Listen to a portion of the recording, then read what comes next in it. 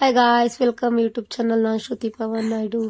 ನಾನು ಚೆನ್ನಾಗಿದ್ದೀನಿ, ನೀವೆಲ್ಲರೂ ಚೆನ್ನಾಗಿದ್ದೀರಾ ಅಂದ್ಕೊಂಡಿದ್ದೀನಿ. ಇವತ್ತಿನ ಬ್ಲಾಗ್ ನಾವು ಧರ್ಮಸ್ಥಳಕ್ಕೆ ಹೋಗ್ತಾ ಇದ್ದೀವಿ. ಹೋಗ್ತಾ ರೋಡಲ್ಲಿ ಘಾಟ್ ಸೆಕ್ಷನ್ನು ಅಣ್ಣಪ್ಪ ದೇವಸ್ಥಾನ ಇದೆ ನೋಡಿ, ಅಲ್ಲಿ ಪೂಜೆ ಎಲ್ಲ ಮಾಡಿದ್ರು. ಮಂಗಳಾರತಿ ಎಲ್ಲ ತಗೊಂಡು ಬಂದ್ವಿ.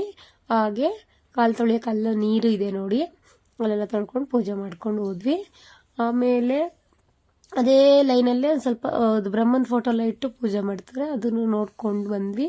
ರೂಮಿಗೆ ಹೋಗಿ ಸ್ಟೇ ಆಗಿ ಬೆಳಗ್ಗೆ ನನ್ನ ಮಗನಿಗೆ ಮುಡಿ ಕೊಡಬೇಕಲ್ವಾ ದೇವರಿಗೆ ಅಂತ ಹೇಳ್ಬಿಟ್ಟು ಕ್ಯೂವಲ್ಲಿ ನಿಂತ್ಕೊಂಡು ಟೋಕನ್ ತಗೊಂಡು ಕ್ಯೂವಲ್ಲಿ ನಿಂತ್ಕೊಂಡು ಮುಡಿ ಕೊಡೋಕ್ಕೆ ಅಂತೇಳಿ ತುಂಬ ರಶ್ ಇತ್ತು ಮಾತ್ರ ಧರ್ಮಸ್ಥಳದಲ್ಲಿ.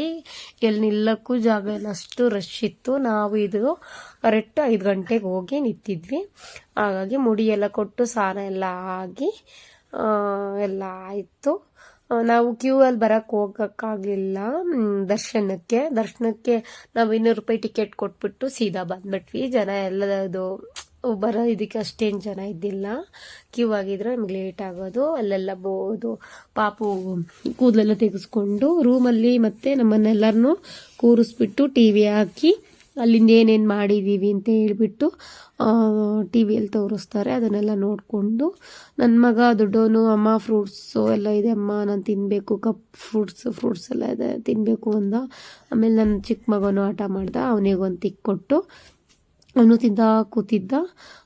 ಟಿ ವಿಯಲ್ಲಿ ನೋಡಿ ಟಿ ವಿಯಲ್ಲೆಲ್ಲ ಹಾಕಿ ತೋರಿಸ್ತಾ ಇದ್ರು. ಎಲ್ಲ ನೋಡಿಕೊಂಡು ಅಲ್ಲೇ ಕೂತ್ಕೊಂಡು ಹರಟೆ ಹೊಡ್ಕೊಂಡು 8:30 ಹೋಗಿ ಕೂತಿದ್ದು ನಾವು.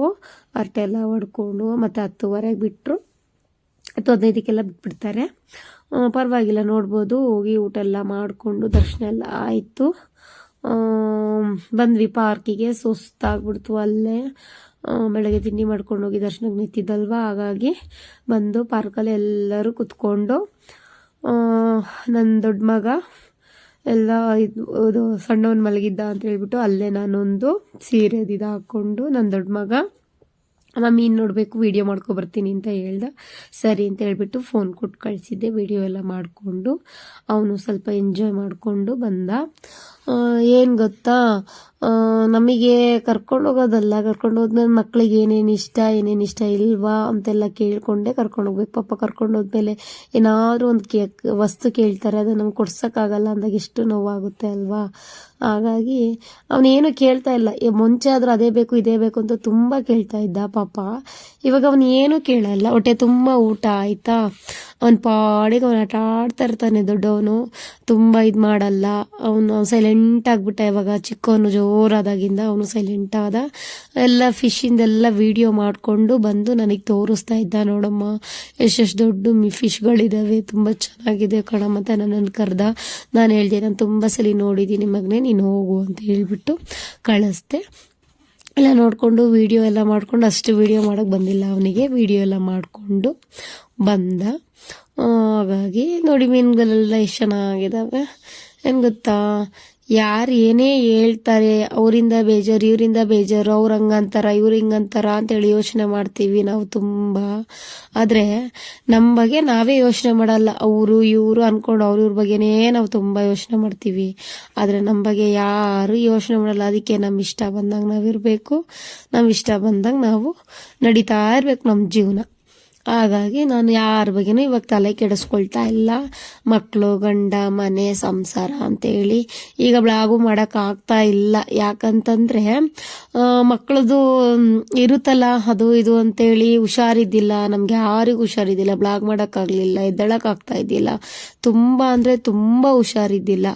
ಹಾಗಾಗಿ ಒಂಥರ ಹಿಂಸೆ ಆಗೋದು. ಆಮೇಲೆ ಏನು ಗೊತ್ತಾ, ಮನಸ್ಸಿಗೆ ಬೇಜಾರಾಗಂಗೂ ಮಾತಾಡ್ಬಿಡ್ತಾರೆ ಒಬ್ಬೊಬ್ರು. ತುಂಬ ಬೇಜಾರಾಗುತ್ತೆ. ಎಲ್ಲಿಗೂ ಹೋಗೋದು ಬೇಡ, ನಮ್ಮ ಮನೆ ಸಾಕು, ನಾವಾಯಿತು, ನಮ್ಮ ಪಾಡಾಯಿತು, ಯಾರಿದಕ್ಕೂ ನಾವು ಹೋಗ್ಬಾರ್ದು ಅಂತ ನಾವು ನಮ್ಮ ಪಾಡಿಗೆ ನಾವಿದ್ದೀವಿ. ಯಾರ ಸವಸನೂ ನಮಗೆ ಬೇಡ ಅಂದ್ಕೊಂಡು. ಮತ್ತೇನು ಗೊತ್ತಾ, ಖರ್ಚು ಮಾಡೋಕ್ಕೆ ಪ್ರಶ್ನೆ ಅಲ್ಲ, ಖರ್ಚು ಮಾಡಿದ್ರು ಅವ್ರ ಹತ್ರ ಅನ್ನಿಸ್ಕೋಬೇಕನ್ನೋದಲ್ಲ ಅಂತ ಒಂದು ನೋವಿತ್ತು ನಮಗೆ. ಏನು ಮಾಡೋಕ್ಕಾಗಲ್ಲ ಅಂತೇಳಿ ನಮ್ಮ ಮನೆಯವರು ಕುತ್ಕೊಂಡು ಯೋಚನೆ ಮಾಡ್ತಾ ಇದ್ರು. ಅವರು ಪಾಪ ಏನು ಮಾತಾಡಲ್ಲ. ಏನಾದರೂ ನಾವು ದುಡ್ಡಿಂದ ಖರ್ಚು ಮಾಡೋದಾದರೆ ಮಾತ್ರ ಸಂಬಂಧ ಅದು ಇದು ಅಂತ ಯೋಚನೆ ಮಾಡ್ತಾರೆ ಅವರು. ಮಾತ್ರ ಪಾಪ ಅವ್ರ ಬಾಯಿ ಬಿಟ್ಟು ಏನೂ ಹೇಳ್ಕೊಳ್ಳಲ್ಲ. ಹಾಗಾಗಿ ನಾವೇನು ಮಾಡಿದ್ವಿ, ಪಾಪ ನನ್ನ ತಮ್ಮನ ಕರ್ಕೊಂಡು ಬಂದ್ವಿ. ಅವನು ಹುಷಾರಿಲ್ಲ, ಜ್ವರ ಅಂದರೆ ಜ್ವರ. ಆಗಾಗ ಇಲ್ಲಕ್ಕ ನನಗೆ ಆಗ್ತಿಲ್ಲ ಅಂತೇಳಿ ತಿಂಡಿ ಮಾಡ್ಕೊಂಡು ಕಾರಲ್ಲೇ ಮಲ್ಕೊಬಿಟ್ಟ. ನನ್ನ ಮಗ ನೋಡಿ ಹೆಂಗೆ ಓಡ್ತಾ ಇದ್ದಾನೆ, ಅವ್ನು ದೊಡ್ಡವನು ಇಟ್ಕೊಂಡು ಬರ್ತಾ ಇದ್ದಾನೆ. ನನ್ನ ಮಗ ಅಂತೂ ಚಿಕನ್ ತುಂಬ ತುಂಟ. ಕ್ಯೂ ಅಲ್ಲಿ ನಿಲ್ಲಕ್ಕೆ ಬಿಡಲಿಲ್ಲ, ಕೂರಕ್ಕೆ ಬಿಡಲಿಲ್ಲ. ಒಂದು ನೀರು ಕೊಡಿಯಮ್ಮ ಅನ್ನೋದು ಇಲ್ಲ, ಇದು ಕೂಗೋದು ಇಲ್ಲ, ಅಕ್ಕಪಕ್ಕದಲ್ಲಿರೋರಿಗೆಲ್ಲ ಜೋರು ಮಾಡೋದು ಎಲ್ಲ ಮಾಡ್ತಿದ್ದ. ಬಂದಿದ್ದ ತಕ್ಷಣ ಮಲ್ಕೊಂಡ, ಎಬ್ಬರಿಸ್ಕೊಂಡು ಆಯಿತು ಕರ್ಕೊಂಡು. ಆಮೇಲೆ ಇವಾಗ ಸೌತಡ್ಕ ಗಣಪತಿ ದೇವಸ್ಥಾನ ಬರುತ್ತಲ್ವ, ಅಲ್ಲಿ ಕರ್ಕೊಂಡು ಸೀದಾ ಬಂದ್ವಿ. ಅಲ್ಲೆಲ್ಲ ನೋಡಿಕೊಂಡು ಅಲ್ಲಿನೂ ಅಷ್ಟೇ ತೆಂಗಿನಕಾಯಿ, ಸೌತೆಕಾಯಿ, ಗರ್ಕೆ, ಆಮೇಲೆ ಧೂವ ಎಲ್ಲ ಹಾಕಿ ಹಾರ ಮಾಡಿ ರೆಡಿ ಮಾಡಿಟ್ಟಿರ್ತಾರೆ.